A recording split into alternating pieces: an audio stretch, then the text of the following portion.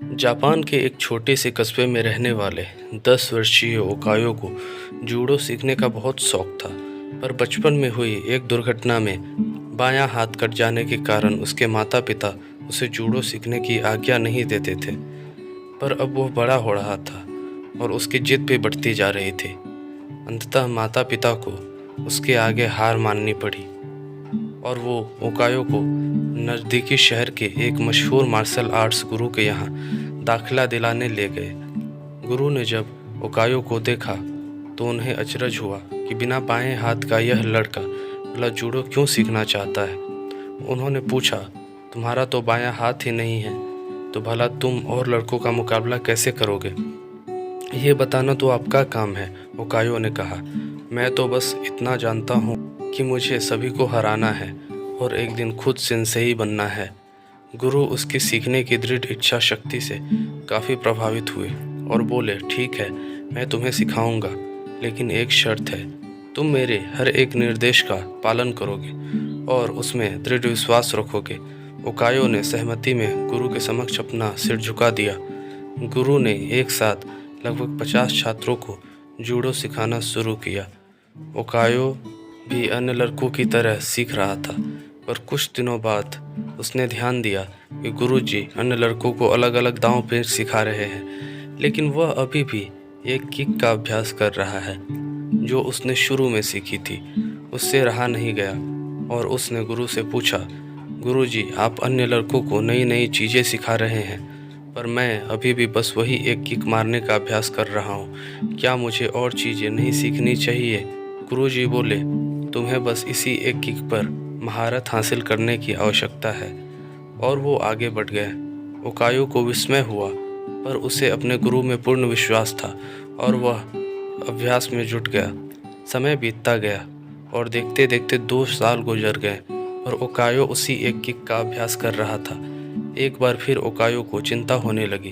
उसने गुरु से कहा, क्या अभी भी मैं बस यही करता रहूँगा और बाकी सभी नई तकनीकों में पारंगत होते रहेंगे? गुरुजी बोले, तुम्हें मुझ में यकीन है तो अभ्यास जारी रखो। ओकायो ने गुरु की आज्ञा का पालन करते हुए बिना कोई प्रश्न पूछे अगले 6 साल तक उसी एक किक का अभ्यास जारी रखा। सभी को जूडो सीखते 8 साल हो चुके थे।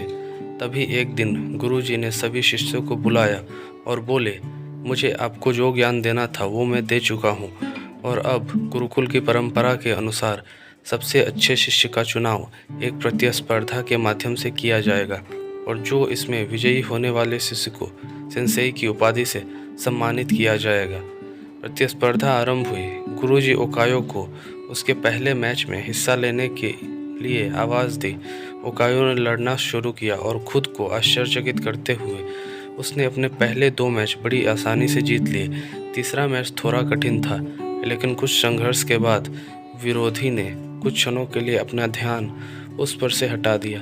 ओकायो को तो मानो इसी मौके का इंतजार था। उसने अपनी अचूक किक विरोधी के ऊपर जमा दी और मैच अपने नाम कर लिया। अभी भी अपनी सफलता से आश्चर्य में पड़े ओकायो ने फाइनल में अपनी जगह बना ली। इस बार विरोधी कहीं अधिक ताकतवर, अनुभवी और विशाल था। देखकर ऐसा लगता था कि ओकायो उसके सामने 1 मिनट भी टिक नहीं पाएगा। मैच शुरू हुआ। विरोधी ओकायो पर भारी पड़ रहा था। रेफरी ने मैच रोककर विरोधी को विजेता घोषित करने का प्रस्ताव रखा, लेकिन तभी गुरुजी ने उसे रोकते हुए कहा, नहीं, मैच पूरा चलेगा। मैच फिर से शुरू हुआ।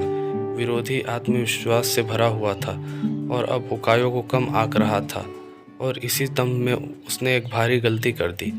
उसने अपना गार्ड छोड़ दिया।